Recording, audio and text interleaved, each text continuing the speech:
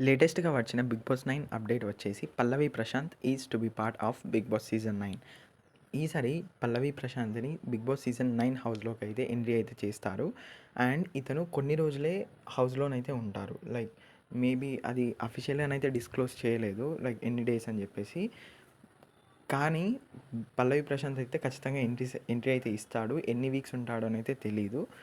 But కొన్ని రోజులైతే ఉండి బయటికైతే పంపిస్తారంట ఈ సీజన్‌లో. బట్ దీనికైతే రీజన్ అయితే తెలీదు.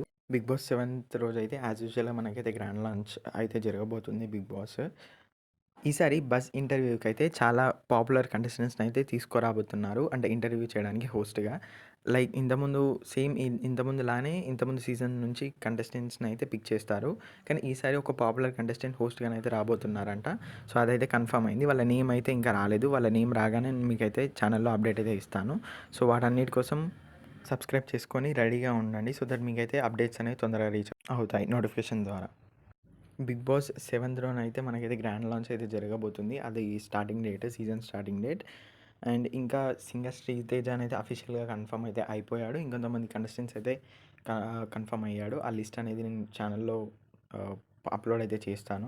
'బిగ్ బాస్' బస్ హోస్ట్ ఎవరైతే బాగుంటుంది అని అనుకుంటున్నారో కింద కామెంట్ సెక్షన్‌లో కామెంట్ చేయండి.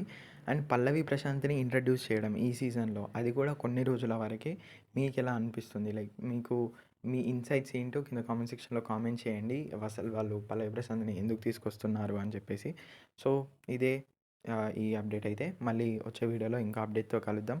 Subscribe to my channel. Thank you.